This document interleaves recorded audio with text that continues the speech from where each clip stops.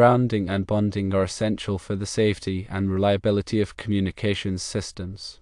These practices ensure that electrical equipment and systems are connected to the earth in a way that minimizes the risk of electrical shock and equipment damage. Grounding provides a path for fault current to flow back to the source, causing the overcurrent protection device such as a circuit breaker or fuse to trip and de-energize the circuit. Bonding connects all metallic parts of a system together to create an equipotential plane, which minimizes voltage differences and reduces the risk of electrical shock. The basic concepts of grounding include earth grounding, equipment grounding, and system grounding. Earth grounding involves connecting the electrical system to the earth through a grounding electrode, such as a ground rod or a metallic water pipe. Equipment grounding involves connecting the non-current carrying metallic parts of electrical equipment to the grounding system. System grounding involves grounding the neutral point of the electrical system. The importance of proper grounding and bonding cannot be overstated. Without proper grounding and bonding, electrical equipment and systems can be subject to voltage surges, electrical noise, and other electrical disturbances that can damage equipment and create safety hazards. Proper grounding and bonding also helps to ensure that electrical equipment operates reliably and efficiently. Implementing proper grounding and bonding for communications systems involves several steps. Firstly, it is important to identify all of the metallic parts of the system that need to be grounded and bonded. This includes equipment enclosures, conduit, cable trays, and other metallic structures.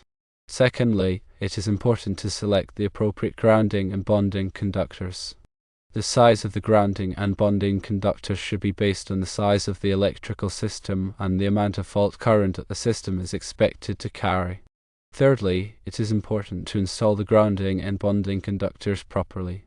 Grounding and bonding conductors should be installed in a way that minimizes impedance and provides a low resistance path for fault current to flow back to the source.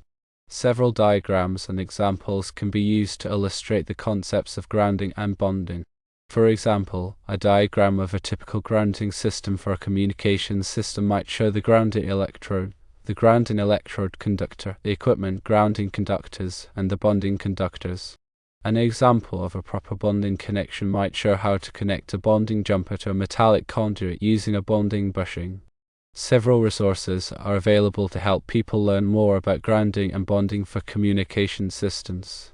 These resources include industry standards such as the National Electrical Code, also known as NEC, training courses, and technical publications. The NEC Article 800 covers communications systems. It provides requirements for the proper grounding and bonding of communications systems to ensure safety and prevent electrical hazards. It's important to consult the latest edition of the NEC and follow its guidelines when installing or maintaining communications systems. Grounding and bonding practices are detailed in NEC articles such as 250.90 through 250.100 and 800.100. It is crucial to follow these articles to establish a safe and effective grounding and bonding system. For instance, NEC Section 800.100 requires that communications cables entering a building be grounded as close as practicable to the point of entrance. The grounding electrode conductor should be connected to the nearest accessible location of the grounding electrode system or to the interior metal water piping system within 5 feet from its point of entrance to the building, to the grounding electrode, to the grounding electrode conductor, or to the grounding bus. NEC Section 800.100b describes bonding requirements which state that a bonding conductor not smaller than 6 AWG copper or other approved conductor shall be used to bond the metallic members of a communications system to the built-in grounding electrode system. This bonding reduces voltage gradients and minimizes the risk of electrical shock. Proper grounding and bonding in communications systems involves several key components. The grounding electrode system, typically consisting of ground rods, metal water pipes, or other approved electrodes, provides a connection to the earth. The grounding electrode conductor connects the grounding electrode system to the main grounding bus in the building. Bonding conductors connect metallic components of the communications system to create an equipotential plane. Grounding and bonding communications equipment involves several important steps. Firstly, ensure that all metallic enclosures and components are properly bonded together using appropriate bonding conductors and connectors. Secondly, connect the equipment to the building's grounding electrode system using a grounding electrode conductor of the correct size. Thirdly, verify the effectiveness of the grounding and bonding system by performing ground resistance measurements to ensure compliance with applicable standards.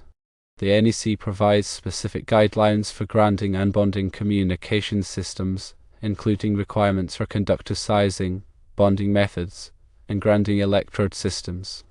NEC Table 250.122 provides minimum sizes for equipment grounding conductors for grounding raceway and equipment. It is essential to adhere to these requirements to ensure safety and compliance with electrical codes.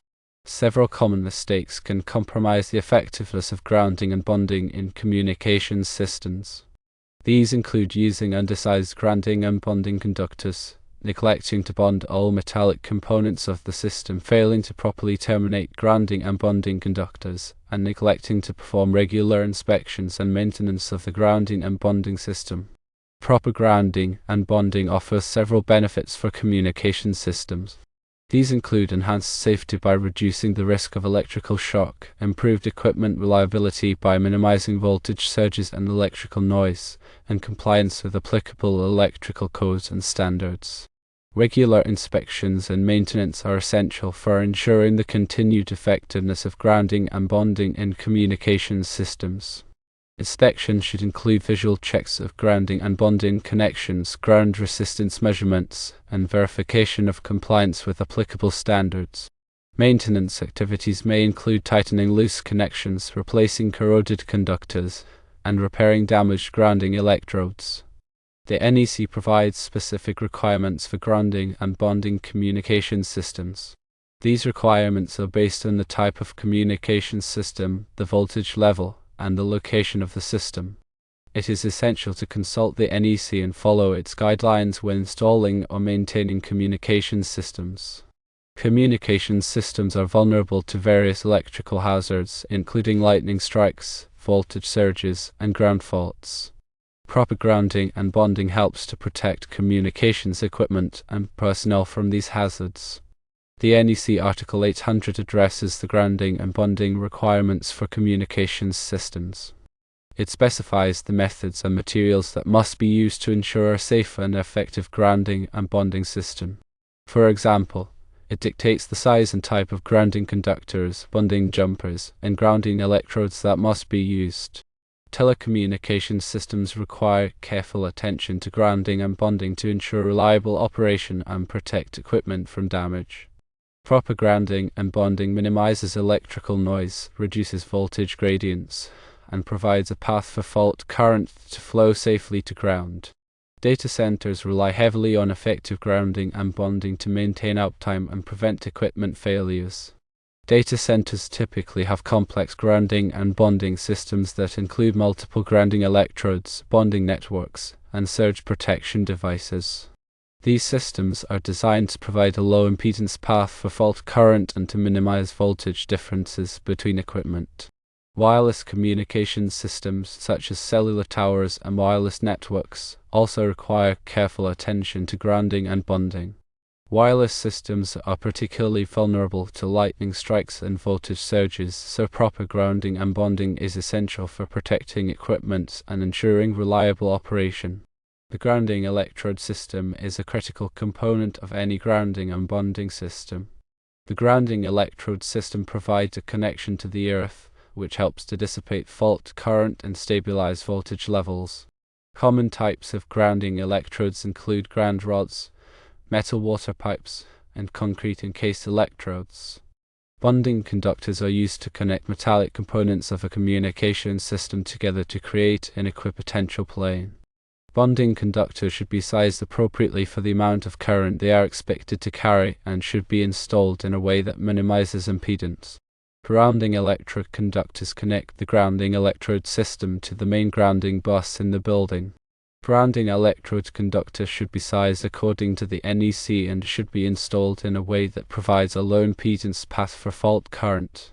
The main grounding bus is a central point for connecting all of the grounding and bonding conductors in a building. The main grounding bus should be located in a readily accessible location and should be sized appropriately for the amount of current it is expected to carry. Grounding and bonding are important for protecting communications equipment from electrical damage. Electrical surges, such as those caused by lightning strikes or power grid fluctuations, can damage sensitive electronic equipment. Proper grounding and bonding provides a path for these surges to flow safely to ground, protecting the equipment from damage. Grounding and bonding are also important for preventing electrical shock hazards. If a fault occurs in an electrical system, such as a short circuit or a ground fault, the voltage and the metallic components of the system can rise to dangerous levels. Proper grounding and bonding ensures that these voltages are kept at safe levels, preventing electrical shock hazards. Grounding and bonding are essential for ensuring the reliable operation of communications systems. Electrical noise, such as electromagnetic interference, can disrupt the operation of communications equipment. Proper grounding and bonding helps to minimize electrical noise, ensuring that communications equipment operates reliably. Several types of grounding and bonding equipment are available. Ground rods are used to provide a connection to the earth. Ground rods are typically made of copper or copper-clad steel and are driven into the ground. Bonding jumpers are used to connect metallic components of a communications system together. Bonding jumpers are typically made of copper or aluminum and are available in a variety of sizes and configurations. Grounding bushings are used to connect grounding conductors to metallic conduit. Grounding bushings are typically made of copper or aluminum and are available in a variety of sizes. Surge protection devices are used to protect communications equipment from electrical surges. Surge protection devices are typically installed at the point of entry of the communications cable into the building. Proper grounding and bonding requires careful planning and design.